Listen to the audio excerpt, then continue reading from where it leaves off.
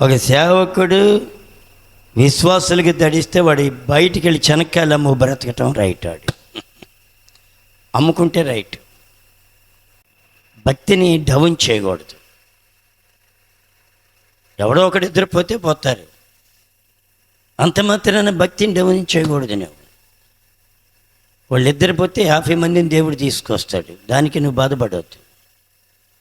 కొన్నిసార్లు నీకు చాలా కష్టముగా అనిపించవచ్చు, వేదనగా అనిపించవచ్చు. నో, భయపడవద్దు.